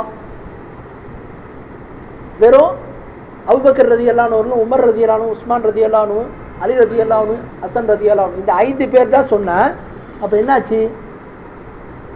நிறைய வருவார்கள் என்பது என்ன செய்யும்? அந்த கருத்து அதுல முழுமையாக வராது. அப்ப நம்ம சொல்றோம், இந்த ஹதீஸுக்கு விளக்கம் சொல்லக்கூடாது. என்ன சொல்றாங்கன்னா, இந்த ஹதீஸ்ல வைத்து கலீஃபா என்பதற்கு மார்க் அறிஞர் என்ன செய்யறாங்க? ஒரு அர்த்தம் என்ன? கலீஃபா என்பது எல்லா முஸ்லீம்களுமே ஒரு நபரை அமீரா தேர்ந்தெடுத்து அவர்கிட்ட பையத் செய்யறாங்க பார்த்தீங்களா, அவங்களையும் குறிக்கும். அதே மாதிரி முஸ்லிம்கள் அவர்கள் ஒரு தலைவரை தேர்ந்தெடுத்து, ஒரு அமீரை தேர்ந்தெடுத்து, ஒரு மன்னரை தேர்ந்தெடுத்து அவரிடத்துல பையத் செய்தா அது என்ன செய்யும்? அவங்களையும் கலீஃபா என்று வார்த்தை பயன்படுத்தப்படும் என்று சொல்றாங்க. ஆக கலீஃபா என்ற வார்த்தையை வைத்து நம்ம என்ன செய்ய முடியாது. இது நபிகள் நாயகம் சாஸ்திரம் சொன்னாங்களே, மஹதி அலைஹிஸ்ஸலாம் அவர்களுக்கு முன்னாடி நிறைய கலீஃபா வருவார்கள் என்பது அதிலே வரமாட்டார்கள், அடங்காது என்பதை நாம அறிந்து கொள்ள வேண்டும். அடுத்து இந்த ஹதீஸுக்கு நம்ம இன்னொரு விளக்கத்தில் தெரிய வேண்டியது. 12 கலீஃபா என்பது யார் என்பதை பற்றி சொல்லும் போது பல அறிஞர்கள் இதை பற்றி பேசியிருக்கிறாங்க. அதுல குறிப்பாக ஷேகுல் இஸ்லாம் இப்னு தைமியா ரஹிமஹுல்லாஹ் அவர்களும் என்ன இந்த ஹதீஸுக்கு விளக்கம் சொல்லியிருக்காங்க. அப்போ அவங்க என்ன சொல்றாங்கன்னா, 12 கலீஃபா என்பது யாரை குறிக்கும்னு சொன்னா, நபிகள் நாயகம் ஸல்லல்லாஹு அலைஹி வஸல்லம் மரணத்திற்கு அப்புறம் வரக்கூடிய அந்த 4 கலீஃபாக்கள். 5வதாக யாரு? ஹசன் ரலியல்லாஹு அன்ஹு அவர்கள். அதற்கடுத்து முஆவியா ரலியல்லாஹு அன்ஹு அவர்கள், யஸீத் ரலியல்லாஹு அன்ஹு அவர்கள். அப்புறம் வந்த கலீஃபாக்கள். அதுக்கப்புறம் யாரு? உமர் இப்னு அப்துல் அசீஸ் போன்ற உமவியாக்களுடைய ஆட்சி காலத்தில் வந்த கலீஃபாக்கள் அனைவருமே என்ன இதுல அடங்குவாங்க. ஏன்னு சொன்னா, உமவியாக்களுடைய ஆட்சி காலத்துல குழப்பங்கள் அந்த அளவுக்கு இல்ல, மிக குறைவாகத்தான் இருந்தது. அதனால தான் சொல்றாங்க, இந்த ஹதீஸை வைத்து நபிகள் நாயகம் சாஸ்திரம் சொன்னாங்களே 12 கலீஃபாக்கள். அந்த 12 கலீஃபாக்கள் என்பது என்ன? உமவியாக்களுடைய ஆட்சி காலத்துல வரைக்கும் இருக்கக்கூடிய கலீஃபாக்கள். இவங்க எல்லாருமே எதிலிருந்து வருவாங்க? குறைஷிகள் இடத்துல இருந்தா வருவார்கள். அந்த 12 கலீஃபா எங்கிருந்து இருப்பாங்க? குறைஷிகள் இடத்திலிருந்து தான் இருப்பார்கள் என்று சொல்லி நபிகள் நாயகம் ஸல்லல்லாஹு அலைஹி வஸல்லம் அவர்கள் சொன்னாங்க. ஆக நாம இதுல இருந்து நமக்கு நல்லா விளங்குறோம், இஸ்லாமிய கிலாபத் என்பது. கிலாபத்துனா எந்த கிலாபத்து? கிலாபத் என்பது 2 வகையான கிலாபத் இருக்கு. ஒன்று என்ன? முஸ்லிம் மன்னர்களையும் கலீஃபான்னு சொல்லலாம். இன்னொரு கிலாபத் என்பது என்ன? அபூபக்கர் சித்திக் ரலியல்லாஹு அன்ஹு இருந்த மாதிரி, உமர் ரலியல்லாஹு அன்ஹு இருந்த மாதிரி, அந்த மாதிரி கிலாபத். இந்த மாதிரி கிலாபத் எப்போ ஏற்படும்? மஹதி அலைஹிஸ்ஸலாமுடைய காலகட்டத்தில் ஏற்படும். இந்த இடத்துல தான் நம்ம இன்னொரு விஷயத்தை விளங்கி கொள்ள வேண்டும். என்ன விஷயம்? ஒரு மனிதன் தன்னை கலீஃபான்னு பிரகடனப்படுத்திக்கிட்டு எல்லாரும் இடத்துல பையத்து செய்யணும், யார் இடத்துல பையத்து செய்யவில்லையோ அவங்களெல்லாம் தாகூத்துடைய சட்டத்தை பின்பற்றுறவங்க, அவங்க எல்லாம் காஃபிர்கள் அப்படின்னு சொல்லி சொல்றதா இருந்தா அப்ப இவங்க எந்த கலீஃபாவாக இருக்க முடியும்? எந்த கலீஃபாவாக இருக்க முடியும்? இப்ப அபூபக்கர் ரலியல்லாஹு அன்ஹு கலீஃபாவாக ஆனாங்க. அவங்க கலீஃபாவாக ஆனதுக்கு அப்புறம் அவங்களுடைய சாம்ராஜ்யத்துக்கு கீழே இருந்த எந்த ஒரு முஸ்லீம் என்ன செய்யல, அவங்களிடத்துல பையத்து செய்யாமல் இல்லை, எல்லாருமே வந்து பையத்து செய்தாங்க. ஏன்? பையத்தை கட்டாயமா அவங்களிடத்துல செய்துதான் ஆக வேண்டும். இன்னைக்கு சில முஸ்லீம் மன்னர்கள் இருக்கிறாங்க, அவங்களுடைய ஆட்சியை அங்க இருக்க மக்கள் ஏற்றுக்கொண்டிருக்கிறாங்க. நம்ம யாரும் என்ன செய்யல, அவங்களுடைய ஆட்சியை ஏற்றுக்கொள்ளல. நம்ம பையத்து செய்யலைன்னா, அவங்களுடைய ஆட்சிக்கு உடன்படலைன்னா நம்ம அவங்க யாரும் நம்ம என்ன செய்யறது இல்லை, காஃபிர்னு சொல்றது இல்லை. ஆனா இன்னைக்கு வந்துக்கிட்டு இந்த அத்தௌலத்துல் இஸ்லாமியா ஃபில் ஈராக் வ ஷாம் சொல்லக்கூடிய இந்த ISIS என்ன செய்யறாங்க, அவங்களுடைய ஆட்சியை யாரெல்லாம் ஏத்துக்கலையோ அவங்களெல்லாம் காஃபிர்னு சொல்றாங்க. அப்ப என்னாச்சு? புரியுதா உங்களுக்கு என்ன சொல்ல வர்றேன்னு? என்ன சொல்ல வர்றேன்? இது முதல்ல ஹிலாஃபத்தே கிடையாது, அது நல்லா விளங்கிடுங்க. புரியுதா? இது முதல்ல ஹிலாஃபத்தே கிடையாது என்பதை நாம முதலில் நன்றாக விளங்கிக் கொள்ள வேண்டும். எப்போ இது ஒரு பொதுவான ஹிலாஃபத் இல்லைன்னு ஆகிவிட்டதோ அப்போதே என்ன செய்யக்கூடாது, என்னிடத்துல பையத்து செய்யணும், பையத்து செய்யாதவங்கள இஸ்லாமியம் கிடையாது, முஸ்லீம் கிடையாது, காஃபின்னு சொல்றதும் தவறு அப்படின்றத நாம விளங்கிக் கொள்ள வேண்டும். ஆக இது சம்பந்தமா நம்ம பார்க்கும்போது நமக்கு நல்ல தெளிவா தெரியுது. என்ன? நபிகள் நாயகம் சாஸ்திரம் நமக்கு தெளிவாக சொல்றாங்க ஹதீஸ் மூலமா, நுபுவத்துன்னு சொல்லக்கூடிய அந்த ஆட்சி என்பது சஹாபாக்கள் குலஃபாய் ராஷிதீனுக்கு அப்புறம் இனி எப்போ ஏற்படும்? மஹதி அலைஹிஸ்ஸலாமுடைய காலகட்டத்தில் தான் ஏற்படும். அது எப்படி ஏற்படும் அப்படின்றத பத்தி நபிகள் நாயகம் சாஸ்திரம் சொல்றாங்க பாருங்க. முஸ்னத் அல் பஸார்ல வரக்கூடிய சையான ஹதீஸ். அந்த ஹதீஸை நபிகள் நாயகம் சாஸ்திரம் சொல்றாங்க, மஹதி அலைஹிஸ்ஸலாம் அவர்கள் வருவதற்கு முன்னாடி இந்த உலகத்தில் என்ன இருந்திருக்கும், என்ன நிறைந்திருக்கும்? தீமைகளும் அநீதிகளும் நிறைந்திருக்கும். அப்படிப்பட்ட நேரத்தில் மக்கள் என்ன செய்வாங்க தெரியுமா? அல்லாஹ் தஆலா ஒரு மனிதரை அனுப்புவான். அந்த மனிதர் எப்படிப்பட்டவர்? இஸ்முஹு இஸ்மி, அவருடைய பேர் என்ன பேரா இருக்கும்? என்னுடைய பேராக இருக்கும், முகமதாக இருக்கும். இஸ்மு அபிஹி இஸ்மு அபி, அவருடைய தகப்பனார் பேர், அவருடைய தந்தையின் பேர் என்ன பேரா இருக்கும்? என் தகப்பனாருடைய பேராக இருக்கும். பயம்லோவா ஆதிரன் மகிஸ்தன், அவர் என்ன செய்வாரு? இந்த பூமியில நீதத்தையும் நேர்மை என்ன செய்வாரு? இந்த பூமியிலே பரப்புவார். கமா முலிய ஜௌர்ன் துல்மா, எப்படி இந்த பூமியிலே அநீதியும் தீமையும் நிறைந்திருக்கிறதோ அதையெல்லாம் என்ன செய்வார்? அவரு நீதமாகவும் நேர்மையாகவும் மாற்றுவார், நீதமாக ஆட்சி செய்வார். ஃபலா தம்னா ஸமா ஷைஅன் மின் கத்ரிஹா, இந்த வானம் என்ன செய்யாது? வானத்திலிருந்து மழை அவருடைய ஆட்சி காலத்திலே பொழிந்து கொண்டே இருக்கும். அதே போன்று வலல் அர்து ஷைஅன் மின் நபாத்திஹா, பூமியை என்ன செய்யாது? அதிலிருந்து உற்பத்தி செய்யக்கூடிய எந்த ஒரு தானியத்தையும் எந்த ஒரு தாவரத்தையும் அது நிறுத்தி வைக்காது. அப்படின்னா என்ன அர்த்தம்னா, இந்த மஹதி அலைஹிஸ்ஸலாம் அவர்கள் ஆட்சிக்கு வரும்போது என்ன செய்யும்? செல்வ செழிப்பாக இந்த உலகம் இருக்கும். பூமியில மழை பெய்யும், தாவரங்கள் அதிகமாக இருக்கும், மக்கள் செல்வ செழிப்போடு வாழ்வாங்க, நீதமாக நடக்கும். இப்படியாக அவங்க எத்தனை ஆண்டு காலம் வரைக்கும் இந்த பூமியில இருப்பாங்க? என் குத்துபீக்கும் சபான், அவங்க 7 ஆண்டு காலம் வரைக்கும் ஆட்சியை செய்வார்கள் என்று சொல்லி நபிகள் நாயகம் சாஸ்திரம் முன்னறிவிப்பு செய்யறாங்க. அப்ப என்ன விளங்குதுன்னு சொன்னா, மஹதி அலைஹிஸ்ஸலாம் வருவதற்கு முன்னாடி இந்த பூமியில என்ன இருக்கும்? தீமைகளும் குழப்பங்களும் பித்னாக்களும் தான் நிறைந்திருக்கும். அதைத்தான் நம்ம இன்னைக்கு என்ன செய்யறோம்? பார்க்கிறோம். அதுவும் பாருங்க, பித்னாவை குறிப்பா நபிகள் நாயகம் ஸல்லல்லாஹு அலைஹி வஸல்லம் அவர்கள் பித்னாக்களை பத்தி சொல்லும் போது சஹீஹுல் புகாரில சொல்றாங்க, இப்னு உமர் ரலியல்லாஹு அறிவிக்கிறாங்க, அந்த ஹதீஸ்ல நபிகள் நாயகம் சாஸ்திரம் சொல்றாங்க, அல்லாஹும்ம பாரிக் லனா ஃபீ ஷாமினா, அல்லாஹ் எங்களுடைய ஷாமுடைய பிரதேசத்தில் என்ன செய்? பரக்கத்தை ஏற்படுத்து, அபிவிருத்தி ஏற்படுத்து. அல்லாஹும்ம பாரிக் லனா ஃபீ யமனினா, அல்லாஹ் எங்களுடைய யமன் பிரதேசத்தில் என்ன செய்? பரக்கத்தை ஏற்படுத்து, அபிவிருத்தி ஏற்படுத்து. காலு ஒஃபி நஜ்தினா, அப்ப அங்க இருக்கிற மக்கள் சொன்னாங்க, அல்லாஹ்வுடைய தூதரே நஜ்தில என்று சொன்னார்கள். பிறகு நபிகள் நாயகம் சாஸ்திரம் சொல்றாங்க, கால அல்லாஹும்ம பாரிக் லனா ஃபீ ஷாமினா அல்லாஹும்ம பாரிக் லனா ஃபீ யமனினா. ரசூலுல்லாஹ் இப்படி சொன்னதுக்கு அப்புறம் மறுபடியும் 2வது முறை சொல்றாங்க, அல்லாஹ் ஷாம்ல பரக்கத்தை செய், சிரியாவுல பரக்கத்தை ஏற்படுத்து, யமன்ல பரக்கத்தை செய் என்று சொல்றாங்க 2வது முறையும். காலு யா ரசூலுல்லாஹ், அப்போ சஹாபாக்கள் சொல்றாங்க, ஒஃபி நஜ்தினா, அல்லாஹ்வுடைய தூதரே நஜ்தில. ஃபதுன்னுஹு கால ஃபி ஸாலிஸா, 3வது முறையும் சொல்றாங்க. அப்ப ரசூலுல்லாஹ் சொன்னாங்க, ஹுனாக அத்தலாதிர் வல் ஃபிதன் வபிஹா யத்லு கர்னு ஷைத்தான், அந்த நஜ்து பூமி இருக்கிறதே அங்கதான் என்ன செய்யும்? அதிகமான பூமி அதிர்வுகள் என்ன செய்ய? நிலநடுக்கங்கள் அதிகமாக ஏற்படும். அதுபோன்று ஃபித்னாக்களும் அதிகமாக உருவாகும். அபிஹா யத்லு கர்னு ஷைத்தான், அங்கிருந்து தான் என்ன? ஷைத்தானுடைய இந்த கும்புக்கு மத்தியில் இருந்து தான் குழப்பங்கள் உண்டாகுன்றாங்க ரசூலுல்லாஹ். எங்க இருந்து உண்டாகுன்றாங்க? நஜ்துல இருந்து உண்டாகுன்றாங்க. நஜ்துனா என்ன? நஜ்து என்பது 2 நஜ்து இருக்கு. ஒரு நஜ்து எது தெரியுமா சொல்லுவாங்க? ஹிஜாஸ்னு சொல்லுவாங்க. நஜ்து ஒரு ஹிஜாஸ்னு சொல்ற ஒரு நஜ்து என்பது மக்காவையும் மதீனாவையும் குறிக்கும். இன்னொரு நஜ்து என்பது எதை குறிக்கும்? ஈராக்க குறிக்கும். இது எந்த நஜ்து அப்படின்னு சொல்லும் போது யாரெல்லாம் குராஃபிகள் இருக்காங்க தெரியுமா? குராஃபிகள், குராஃபினா யார் தெரியுமா? குராஃபினா தெரியுமா? நம்ம பகுதியில் நிறைய குராஃபி இருக்காங்க. தரிகா, தாயத்து, தகுடு, பாயத்து, பாத்தியாரம் ஓதுவாங்க பார்த்தீங்களா? இந்த மக்களை பார்த்தீங்கன்னா இவங்க எல்லாம் என்ன செய்வாங்க? தௌஹீதை சொல்லும் போது தர்காக்களுக்கு செல்லக்கூடாதுன்னு சொல்லி என்ன செய்வாங்க? இதெல்லாம் நஜ்துடைய குழப்பம்னுவாங்க. நஜ்துனா எங்க? சவுதி அரேபியாவுடைய குழப்பம் அப்படின்ற மாதிரி சொல்லுவாங்க. ஆனால் ரசூலுல்லாஹ் இங்க நஜ்துன்னு சொல்லி எந்த பகுதியை குறிப்பிடுறாங்க? ஈராக்கு குறிப்பிடுறாங்க. அதை நம்ம எப்படி அறிகிறோம் அப்படின்றத பத்தி பார்க்கும்போது முஸ்லீம்ல ஒரு ஹதீஸ் வருது. அந்த ஹதீஸ் யார் அறிவிக்கிறாங்க? இந்த ஹதீஸ் அறிவிச்சாங்களே, இந்த ஹதீஸ் யார் அறிவிச்சா? அப்துல்லா பின் உமர். அவங்களே தான் இதே ஹதீஸ் அறிவிக்கிறாங்க. என்ன சொல்றாங்க தெரியுமா? அப்துல்லா பின் சொல்றாங்க, யா அஹ்லல் ஈராக், ஈராக் வாசிகளே, மா அஸலுக்கும் அனி ஸகிரதி வ அர்குபுக்கும் லில் கபீரா, என்னப்பா நீங்க சின்ன சின்ன பாவத்தை பத்திலாம் நீங்க கேக்குறீங்க, ஆனா நீங்க பெரிய பாவத்தை செய்து கொண்டிருக்கீங்க.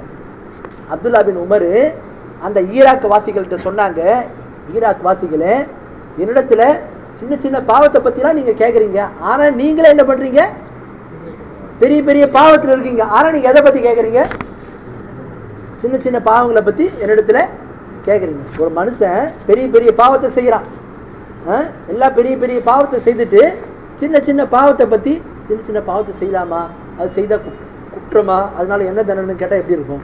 அதைத்தான் என்ன செய்தாங்க இந்த ஈராக் வாசிகள் அப்துல்லா பின் உமர் இடத்துல கேட்குறாங்க.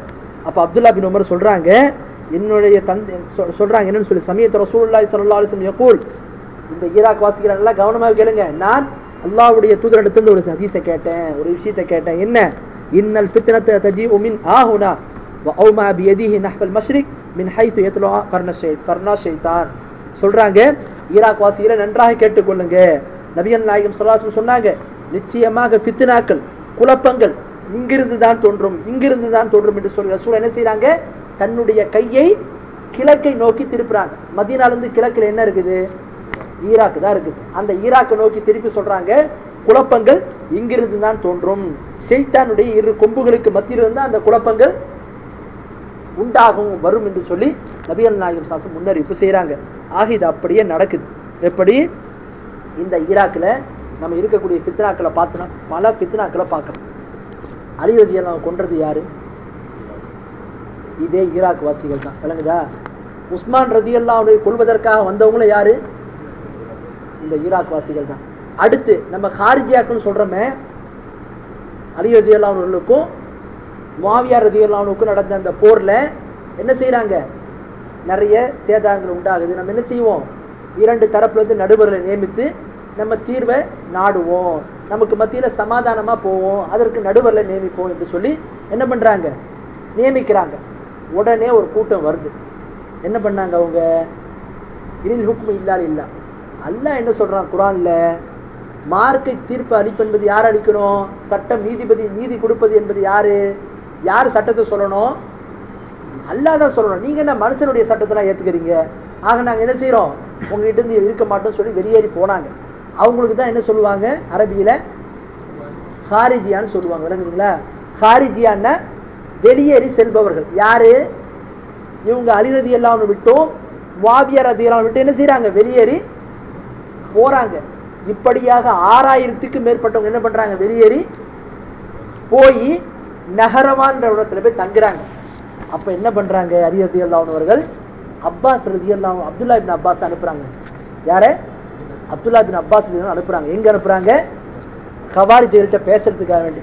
அப்ப போய் பேசுறாங்க. யார் பேசுறாங்க, அப்துல்லா பின் அப்பாஸ் ரலியல்லாஹு அவர்கள் அந்த ஹாரிஜா கிட்ட பேசுறாங்க. என்ன பேசுறாங்க தெரியுமா, நீங்க சொல்றீங்க சட்டம் இயற்றுவது, நடுவராக இருப்பது, சட்டத்தை சொல்லுவது, தீர்ப்பளிப்பது அல்லாஹ் தான் நீங்க சொல்றீங்க. குர்ஆன்ல அல்லாஹ் அப்படி சொன்னான்றீங்க. அல்லாஹ் தான் சொன்னான். பொதுவா அல்லாஹ் குர்ஆன்ல அப்படி சொல்லியிருந்தாலும் குர்ஆன்ல வேறு சில இடங்கள்ல அல்லாஹ் என்ன செய்யறான், நீங்க இரண்டு சாட்சியாளர்களை ஏற்படுத்தி கொள்ளுங்கன்னு சொல்றான். கணவன் மனைவிக்குள்ள பிரச்சனையில, கொடுக்கல் வாங்கல்ல, மரண அந்த சாசன படுக்கல், நீங்க என்ன செய்யுங்க, இரண்டு சாட்சியாளர்களை ஏற்படுத்தி கொள்ளுங்கன்னு சொல்லிட்டு அல்லாஹ் சொல்றானே, அந்த இரண்டு சாட்சியாளர்கள் அல்லாஹ் வந்து மனிதன் தானே சொல்றான், அவங்களுடைய தீர்ப்பை ஏற்றுக்கொள்ளுங்கன்னு சொல்றானே அப்படின்னு சொல்லி சொன்ன உடனே என்ன பண்ணாங்க, நிறைய பேர் அந்த ஹாரிஜாக்களுடைய குழுலேருந்து வெளியே வந்துட்டாங்க. இன்னும் இருந்தாங்க, இருந்தும் சில பேர் என்ன செய்தாங்க, அவங்களோடவே தங்கி இருந்தாங்க. அப்ப நம்ம என்ன சொல்றோம்னா, இந்த ஹாரிஜியாக்களும் என்ன செய்யறாங்க, இப்படித்தான் ஃபித்னாக்களை கொண்டு வந்தாங்க. அந்த ஹாரிஜியாக்களை பத்தியும் நபிகள் நாயகம் சாசம் முன்னறிவிப்பு சொல்றாங்க. என்னன்னு, யஹ்ருஜு உனாசு மின் கிபில் மஷ்ரிக், அந்த கிழக்கு பகுதியிலிருந்து, ஈராக்கிலிருந்து ஒரு கூட்டம் வரும். யக்ரஊனல் குர்ஆன், அவங்க என்ன செய்வாங்க, குர்ஆனை ஓதுவாங்க. லா யுஜாவிசு தராகீஹிம் யம்ருகூன மினத்தீன், அவங்களுடைய அந்த குர்ஆன் என்ன செய்யாது, அவங்களுடைய தொண்டைக்குழியை விட்டு கீழே இறங்காது.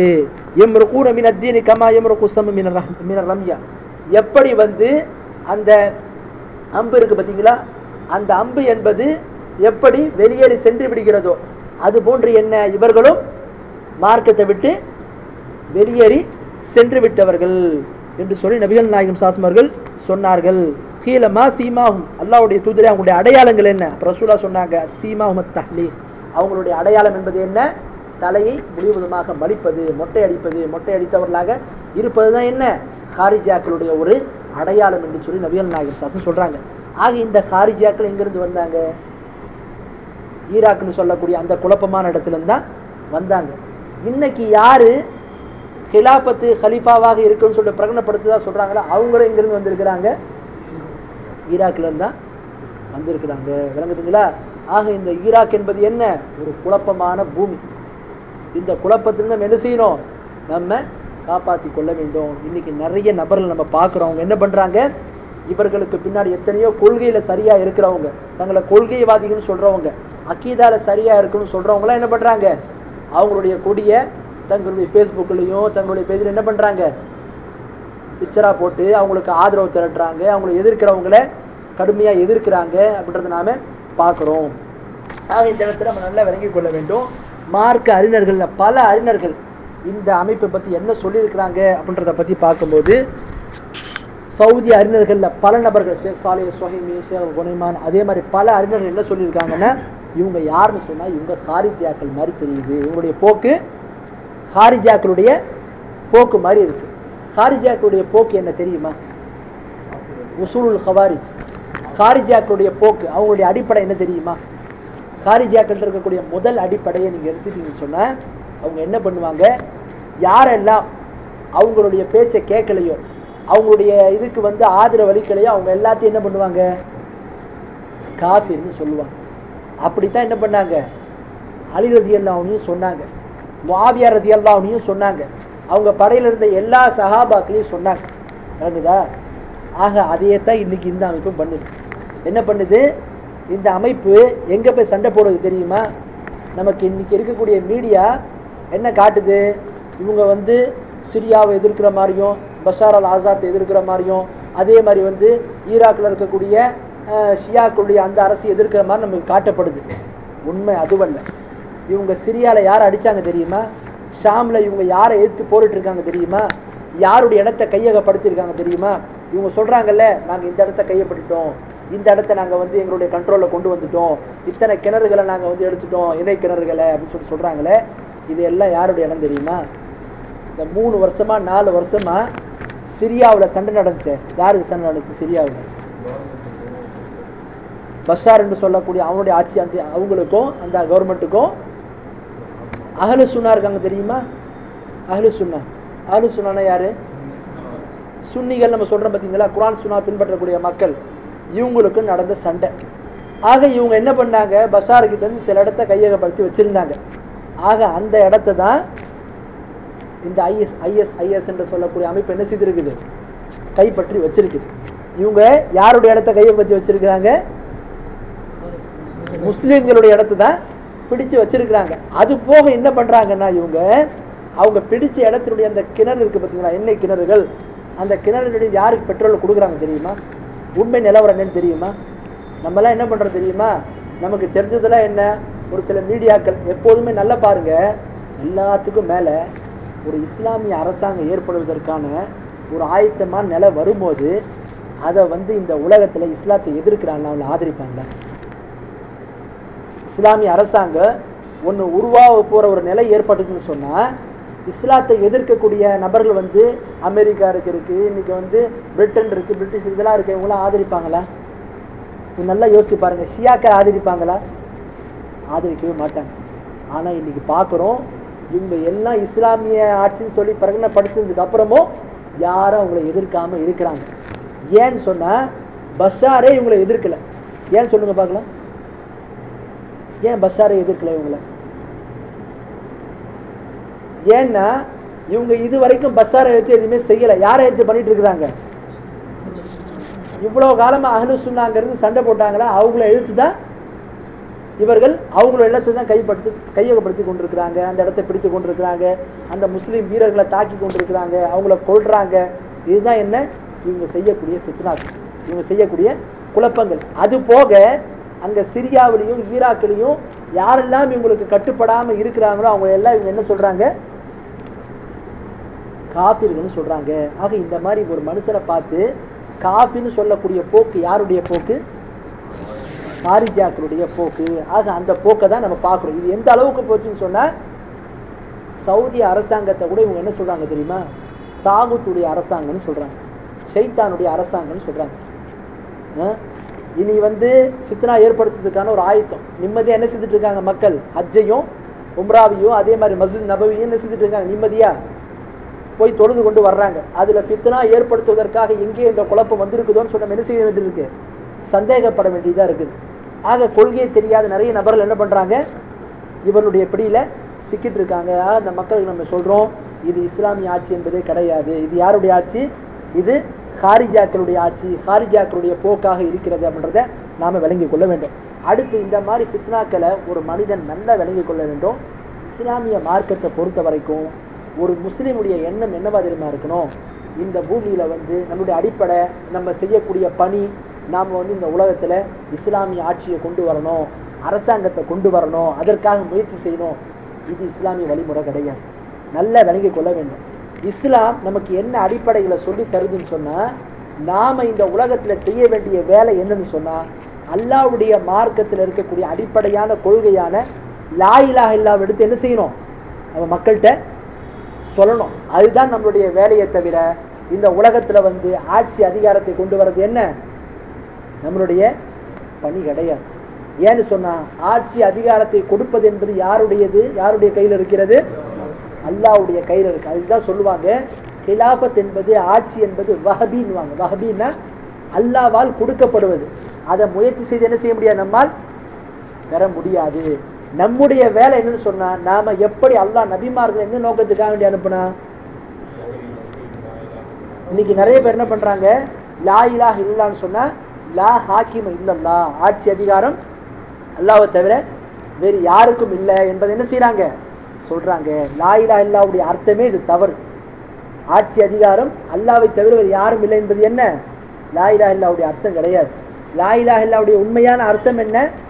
லா மஅபூத பிஹக்கின் இல்லல்லாஹ், உண்மையாகவே சத்தியமாகவே வணங்குவதற்கு தகுதியானவர் அல்லாஹ்வை தவிர வேறு யாரும் இல்லை என்று ஏற்பதுதான் என்ன லா இலாஹ இல்லல்லாஹ்வுடைய பொருள். இதை சொல்றதுக்கு தான் அல்லாஹ் நபிமார்கள் அனுப்புனான். அல்லாஹ் குர்ஆன்ல 16வது அத்தியாயத்துல 36வது வசனத்துல சொல்றான், வலகத் பஅத்னா ஃபீ குல்லி உம்மத்தின் ரசூலா அன் இஅ்புதுல்லாஹ வஸ்தனிபுத் தாகூத். நாம ஒவ்வொரு சமுதாயத்திற்கும் ஒரு தூதர் அனுப்புனோம். அந்த தூதர் வந்து மக்கள்கிட்ட என்ன சொன்னாங்க? அல்லாஹ்வை மட்டும் வணங்குங்க, தாகூத்துல இருந்து நீங்க என்ன செய்யுங்க? விலகிக் கொள்ளுங்கள் என்ற அந்த லா இலாஹ இல்லல்லாஹ் சொல்லக்கூடிய அந்த கலிமாவை தான் என்ன பண்ணாங்க? முதல்ல மக்கள்கிட்ட சொன்னாங்க. ஆக இந்த லா இலாஹ இல்லல்லாஹ்வை சொல்லி தான் நம்ம மக்கள் என்ன செய்யணும்? இஸ்லாத்துல கொண்டு வர்றோம். அதன் மூலமா தான் அல்லாஹ் என்ன செய்வான்? மக்கள் இந்த கொள்கையை சுமந்தவர்களாக ஆனதுக்கு அப்புறம் தான் அல்லாஹ் அந்த ஆட்சி என்பதை கொடுப்பான். அப்படிதான் ரசூலா இந்த வழிமுறையை தான் கையாண்டாங்க அவங்களுடைய தாவாவில், அவங்களுடைய அழைப்பு பணியில். ஆக நாமளும் என்ன செய்யணும்? மக்களை ஹிலாபத்தை நோக்கிலாம் அழைக்கக்கூடாது. எதை நோக்கி அழைக்கணும்? அக்கீதாவை நோக்கி அழைக்கணும், தௌஹீதை நோக்கி அழைக்கணும், லா இலாஹ இல்லல்லாஹ்வை நோக்கி அழைக்கணும். இதுதான் என்ன சரியான வழிமுறை. இது வல்லாம ஹிலாபத்துன்னு சொல்லிக்கிட்டு நம்ம போவது என்ன? மார்க்கத்தினுடைய சரியான வழிமுறை கிடையாது. இது ரசூலுல்லாஹ்வுடைய சுன்னத்திற்கு மாற்றமானது என்பதை நாம விளங்கிக் கொள்ள வேண்டும். ஆக நிமிக்கமாவுடையார்களே, இஸ்லாமிய மார்க்கத்தை பொறுத்த வரைக்கும் இஸ்லாமிய மார்க்கத்தை விளங்குவதற்கு நம்ம என்ன செய்யணும்? மார்க்க அறிஞர்களை பார்க்கிறோம். ஆக மார்க்க அறிஞர்கள்ல வெறும் சவுதி அறிஞர்கள் மட்டும் கிடையாது. சவுதி அறிஞர்களை விடுங்க, எந்த சிரியா நாட்டில் நாங்கள் ஆட்சியை பிடிச்சிட்டோம்னு இவங்க சொல்றாங்களோ, அந்த சிரியாவில் இருக்கக்கூடிய மார்க்க அறிஞர்களை எந்த ஒரு அறிஞர் என்ன செய்யற இவங்களுக்கு ஆதரவு அளிக்கணும். எல்லாருமே இவங்களுடைய இதை என்ன செய்யறாங்க? இவங்களுடைய ஆட்சியை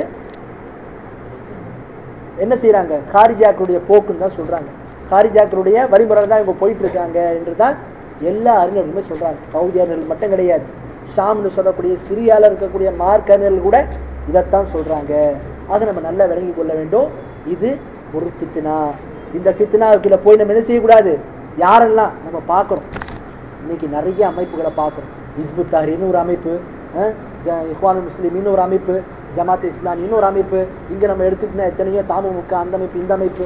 இவங்க எல்லாருடைய நோக்கத்தை நீங்கள் பார்த்தீங்கன்னு சொன்னால் இவங்க எல்லாருடைய நோக்கம் என்னவா இருக்குது? என்ன நோக்கமாக இருக்குது இவங்களுடைய நோக்கம்னா? ஆட்சி அதிகாரம்ன்றாங்க. ஆட்சி அதிகாரத்தை பெறுவதெல்லாம் என்ன நம்முடைய இதில் நபிமாருடைய நோக்கம் இதுவாக இருந்துச்சு. குர்ஆன்லேயே அல்லாஹ் சொல்றான் தெளிவா, நபிமார்கள் அனுப்பப்பட்டதற்கான நோக்கம் காரணம் என்ன? அல்லாஹ் ஒருவனை மட்டுமே வணங்கணும், அவனை தவிர வேறு யாரையும் வணங்கக்கூடாது. அல்லாஹ் எத்தனையோ நபிமார்களை வந்து இந்த உலகத்துக்கு அனுப்புனான்.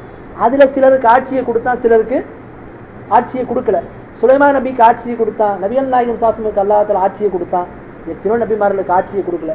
இப்ராஹிம் அலைஹிஸ்ஸலாமுக்கு அல்லாஹ் ஆட்சியை கொடுத்தாங்க. எந்த பூமியை அவங்க ஆண்டாங்க இப்ராஹிம் அலைஹிஸ்ஸலாம்? யாருக்கா தெரியுமா? இஸ்மாயில் அலைஹிஸ்ஸலாமுக்கு அல்லாஹ் தஆலா ஆட்சியை கொடுத்தானா? ஆதம் அலைஹிஸ்ஸலாமுக்கு எந்த ஆட்சி அல்லாஹ் தஆலா கொடுத்தான்? ஆக நம்ம சிந்திக்கணும். நாம் இந்த மாதிரி சில விஷயங்களை பார்த்துட்டு ரொம்ப நமக்கு இருக்கக்கூடிய சில விஷயங்களை என்ன செய்யக்கூடாது. மார்க்கத்தை பொறுத்த வரைக்கும் வெறும் அவங்க செய்யக்கூடிய தியாகம், அவங்களுடைய ஒழுக்கம், இதெல்லாம் மட்டும் என்ன ஆயிடாது, மார்க்கம் ஆயிடாது. மார்க்கம் என்பது என்ன, அதனுடைய அடிப்படைகளை பார்த்து நம்ம விளங்கணும். மார்க்கத்தில் ஒரு விஷயம் இருக்குதுன்னு சொன்னால் நம்ம என்ன செய்யணும், அதுக்கு மார்க்கத்தில் என்ன சொல்லப்பட்டிருக்கு, மார்க்கர்கள் அது பற்றி என்ன சொல்லியிருக்காங்கன்றத நம்ம என்ன செய்யணும், பார்க்கணும். அதுவும் இல்லாமல் ஏதோ ஆத்திர அவசரத்தில் எடுக்கிற முடிவு கிடையாது. அதனால இந்த ஃபித்னாலிருந்து நம்ம என்ன செய்யணும், நம்மளை காப்பாற்றி கொள்ள வேண்டும். இந்த ஃபித்னாலிருந்து நாம விலகி கொள்ள வேண்டும். ஆக நாம மார்க்கத்தில் அடிப்படையாக சொன்ன லா இலாஹ இல்லல்லாஹ் பற்றியும் அக்கீதாவை பற்றி தெரியும். இன்னைக்கு பாருங்க, எத்தனையோ பேர் இந்த குழப்பங்களில் போறாங்களே, ஆட்சி அதிகாரம்னு, அவங்க கிட்ட மார்க்கத்தை பற்றி சொல்றாங்களா, மார்க்கத்தினுடைய அடிப்படையான விஷயத்துல கவனம் செலுத்துறாங்களா? பார்ப்போம், செலுத்துவதே கிடையாது. என்னவா இது வரதட்சணை வாரமா, ஒரு வாரம் என்னவா இது நபிகள் நாயகம் சாஸ்தினுடைய ஒழுக்க வாரமா, இது என்ன ஒரு வாரமா, பெண்களுக்கு எதிரான கொடுமைகள் புரிகிற ஒரு வாரமா, இப்படி எதுக்கெல்லாமோ ஒரு வாரத்தை வச்சுக்கிறாங்க. ஷிர்க்குக்கு ஒரு வாரம், பிதாத்துக்கு ஒரு வாரம், குராபத்தை எதிர்ப்பதற்கு ஒரு வாரம், அக்கீதாவை சொல்றதுக்கு ஒரு வாரம், அதெல்லாம் ஏற்படுத்த மாட்டாங்க. ஆக இதுதான் என்ன இன்னைக்கு இருக்கக்கூடிய நிலைமை.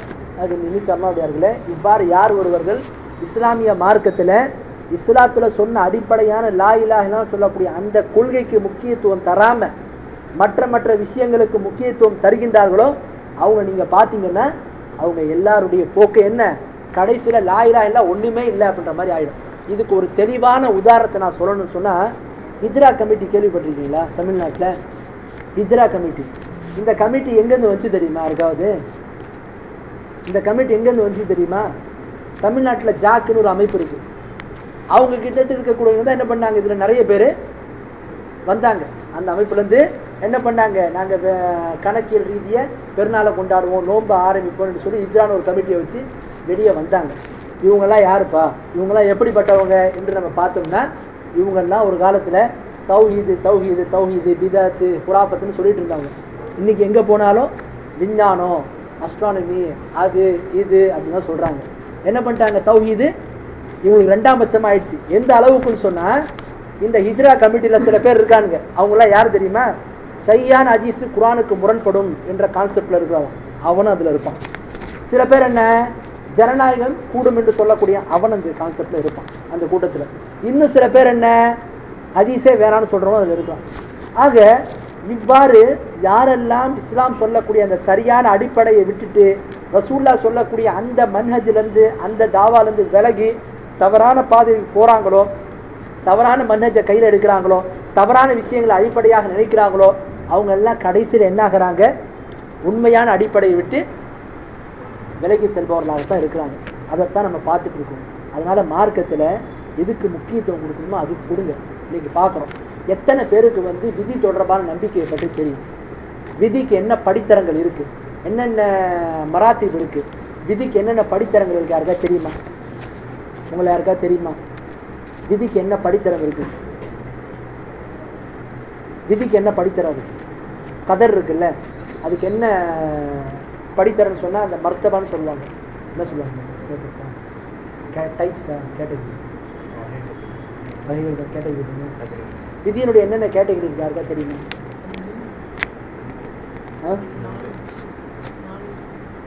என்னென்ன சொல்லுங்க.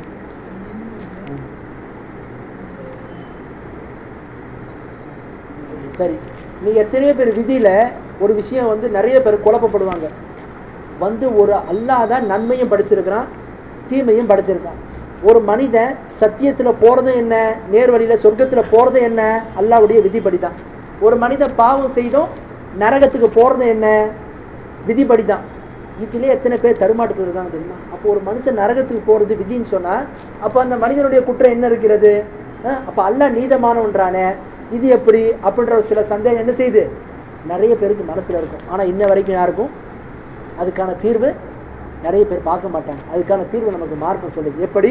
அக்கீதாவின் மூலமாக நமக்கு தெரியப்படுத்தும். என்ன, விதியில் 2 வகையான விதி இருக்குது. என்ன ஒரு விதி, என்ன ஒரு விதியில் அல்லாஹ்வுடைய பொருத்தம் இருக்கும். விதி என்பது அல்லாஹ் தான் ஏற்படுத்தியிருக்கான். நன்மை தீமை அனைத்தையுமே அல்லாஹ் தான் ஏற்படுத்தியிருக்கிறான். அவன் ஏற்படுத்திய விதியில நன்மையான விஷயங்கள்னு சொன்னா அதுல என்ன இருக்கும்? அல்லாஹ்வுடைய ரதாமந்தின்னு வாங்கல பொருத்தம் இருக்கும். விளங்குதுங்களா? அல்லாஹ் அதை விரும்புவான். ஆனா விதியில இன்னொரு வகை இருக்கிறது. அந்த விதி என்ன? அந்த விதி வெறும் அல்லாஹ்வுடைய நாட்டம் மட்டும்தான் இருக்கும். அது அல்லாஹ்வுடைய பொருத்தம் இருக்காது. அல்லாஹ் ஒவ்வொரு மனிதனும் என்ன செய்யறான்? சொர்க்கத்துக்கு போகணும்னு நல்லா நாடுறான். அதே மாதிரி அல்லாஹ் வந்து அதுல சில பேருக்கு என்ன செய்திருக்கான்? அவனுடைய விருப்பத்தை கொடுத்தா அவங்க சொர்க்கத்துக்கு போயிடுவாங்க. ஆனா ஒரு மனிதன் வெளிக்கட்டுல போறான்னா, நரகத்துக்கு போறான்னா, அது அல்லாஹ்வுடைய நாட்டம் மட்டும்தான் இருக்கும். அது அல்லாஹ்வுடைய திருப்தி இருக்காது. அல்லாஹ்வுடைய விருப்பம் அதுல இருக்காது. ஆக இந்த மாதிரி அக்கீதாவில நம்ம நிறைய விஷயங்கள் தெரிய வேண்டியது இருக்கு. ஆக அதையெல்லாம் முக்கியத்துவம் கொடுக்காம இந்த மாதிரி இன்னைக்கு வந்து ஃபித்னா மட்டும் கிடையாது. இது 2002க்கு முன்னாடி ஆப்கானிஸ்தான்லேயே ஆரம்பிச்சு இஸ்லாமிய கிலாபத்து. இப்படி ஒவ்வொரு பகுதியிலும் இஸ்லாமிய கிலாபத்து என்ன வட்டம் அடிச்சுட்டு இருக்குது. இது வட்டம் அடிச்சுட்டே தான் இருக்கும். இஸ்லாமிய கிலாபத் என்பது நம்ம ஹதீஸின் அடிப்படையில் பார்க்கும்போது இனி ஏற்படுறது எப்போ ஏற்படும்? மஹ்தி அலைஹிஸ்ஸலாமுக்கு முன்னாடி தான் ஏற்படும். அவங்க காலத்தில் தான் ஏற்படும். அதற்கு முன்னாடி என்பது என்ன இல்லை அப்படின்றத நாம விளங்கிக் கொள்ள வேண்டும். ஆக அந்த அடிப்படையில் ஒரு மனிதர் சொல்றான்னா அது குழப்பங்கள், அது ஃபித்னாக்கள் என்று நம்ம என்ன செய்யணும்? விலகிக் கொள்ள வேண்டும். கடைசியாக அந்த ஆயத்தை நான் மறுபடியும் ஓதிக்கிறேன். அல்லாஹ் தஆலா குர்ஆன் 31வது அத்தியாயத்தில் 41வது வசனத்தில் சொல்றான், ظهر الفساد في البر والبحر بما كسبت أيدي الناس ليذيقهم بعد الذي عملوا لعلهم يرجعون. நீரிலும் நிலத்திலும் மனிதர்கள் அவங்க செய்யக்கூடிய தீமையின் காரணமா என்ன குழப்பங்கள் இந்த நிலத்திலும் நீரிலும் வெளிப்பட்டு விட்டது, அதிகமாகி விட்டது. அல்லாஹ் என்ன செய்யறான்? அந்த குழப்பத்தை மனிதர்களுக்கு சுவைக்க செய்வதற்காக வேண்டி அந்த குழப்பங்கள் அவங்க இடத்துல கொண்டு வரான். லஅல்லஹும் யர்ஜிஊன். இந்த குழப்பத்திலிருந்து ஒரு மனிதன் தௌபா செய்து திரும்பி விட வேண்டும் என்பதை என்ன செய்யறான்? அல்லாஹ் தஆலா நம்மிடத்திலிருந்து எதிர்பார்க்கிறான். ஆக நம்ம திரும்பி வந்துட்டோம்னு சொன்னா, நமக்கு இந்த குழப்பத்திலிருந்து மீண்டு வந்துட்டோம்னு சொன்னா நம்ம என்ன இந்த குழப்பத்திலிருந்து வெற்றி பெற்று விடுவோம். நாம இந்த குழப்பத்திலிருந்து வெளியே வந்து விடுவோம். ஒரு மனிதன் இப்படிப்பட்ட குழப்பங்கள்லயே மூழ்கி கிடக்கிறான்னு சொன்னா அவன் என்ன ஆயிடுவான்? அந்த தீமை, இந்த குழப்பம், அந்த ஃபித்னா என்ன செய்யும்? அவனை அதிலேயே நிரந்தரமாக கொண்டு வைத்திடும். ஆக இப்படிப்பட்ட குழப்பங்களிலிருந்து விலகி உண்மையான சத்தியத்துல மார்க்கத்துல எந்தெந்த அடிப்படைகள் அக்கீதாவில் அறிந்து கொள்ள வேண்டும் என்று மார்க்கம் முக்கியத்துவம் தர சொல்கிறதோ அப்படிப்பட்ட மார்க்கத்துல முக்கியத்துவமான விஷயங்களுக்கு நாம முக்கியத்துவம் கொடுக்கணும். அக்கீதா தொடர்பான விஷயங்களை அதிகமாக அறிவதற்கு நாம முயற்சிகளை மேற்கொண்டு சொன்னா இப்படிப்பட்ட ஃபித்னாக்கள் நம்ம இருந்து விலகிப்போம். ஏன்னு சொன்னா யாரிடத்துல உண்மையான கல்வி அறிவு இல்லையோ அப்படிப்பட்டவங்க தான் என்ன செய்வாங்க? ஃபித்னாக்கள்லையும் குழப்பங்கள்லையும் விழுவாங்க. இதுக்கு நம்ம ஷேக் அப்துல் காதிர் ஜெயிலானியுடைய ஒரு சம்பவத்தை அதிகமாக மார்க்கர்கள் சுட்டி காட்டுவாங்க. எப்படி ஷேக் அப்துல் காதிர் ஜெயிலானி அவங்க தன்னுடைய சரீர வரலாற்றை பற்றி சொல்றாங்க. அவங்க ஒரு முறை என்ன பண்றாங்க? தஹஜ்ஜுதுக்காக எழுந்திருக்கிறாங்க. எழுந்திருக்கும் போது அவங்களுடைய அறை என்ன ஆகுது? அப்படியே பிரகாசமா ஆயிடுது. ஆன உடனே அந்த பிரகாசத்திலிருந்து ஒரு சத்தம் கேட்குது, அப்துல் காதிர் ஜெயிலானியே, நீ ரொம்ப நல்ல அடியான், நீ நிறைய அமலை செய்துக்கிட்ட, இதோடு நீ நிறுத்திக்க போதும் என்று சொல்லி அந்த வெளிச்சத்திலிருந்து சத்தம் வருது. உடனே அவங்க என்ன சொன்னாங்க? அப்துல் காதிர் ஜெயிலானி அவுது பில்லாஹி மினஷ் ஷைத்தானிர் ரஜீம்ன்றதை படித்து விட்டு நீ ஷைத்தான் என்பது எனக்கு தெரியும் என்று சொன்னாங்க. அப்போ அந்த ஷைத்தான் என்ன சத்தத்தை சொல்லிச்சு? அவங்க இடத்துல என்ன சொல்லிச்சு? அப்துல் காதிர் ஜெயிலானியே, இந்த பக்தாதுல நம்ம என்ன செய்திருக்கிறோம்? எத்தனையோ நபர்களை வழிகெடுத்திருக்கிறோம். ஆனா உன்னுடைய இல்மு என்ன செய்துச்சு? நீ கற்றிருந்த கல்வி என்னிடத்திலிருந்து உன்னை காப்பாற்றி விட்டதுன்னு சொன்னாங்க. அப்ப யாரிடத்துல உண்மையான கல்வி இருக்கிறதோ, யாரிடத்துல உண்மையான மார்க்க கல்வியினுடைய தெளிவு இருக்கிறதோ அவங்க என்ன செய்ய மாட்டாங்க? இப்படிப்பட்ட குழப்பங்கள்லையும் ஃபித்னாக்கள்லையும் ஈடுபடாம தங்களை விலக்கிக் கொள்வாங்க. யாரிடத்துல உண்மையான தெளிவு இல்லையோ அவங்க தான் என்ன பண்ணுவாங்க? இப்படிப்பட்ட குழப்பங்களையும் ஃபித்னாக்களையும் விழுவாங்க. அதனால மார்க்க கல்விகளை அதிகமாக தெரிந்து கொள்வதற்கு நீங்கள் முயற்சி செய்யுங்க. அந்த மார்க்க கல்வியானது உங்களை இப்படிப்பட்ட குழப்பங்களிலிருந்து உங்களை விலக்கி வைக்கும். அவங்க நம்ம சொன்ன விஷயங்கள் சரியான முறையில் விளங்கி இப்படிப்பட்ட ஃபித்னாக்களிலிருந்து விலகக்கூடிய மக்களாக அல்லாஹ் நம் அனைவரையும் ஆக்கி அருள்வானாக. ஆனால் அக்கூலு கௌலி ஹாதா வலக்கும் சாயில் முஸ்லிமீன் வ அஸ்தக்ஃபிருல்லாஹி வலக்கும் சாயில் முஸ்லிமீன்.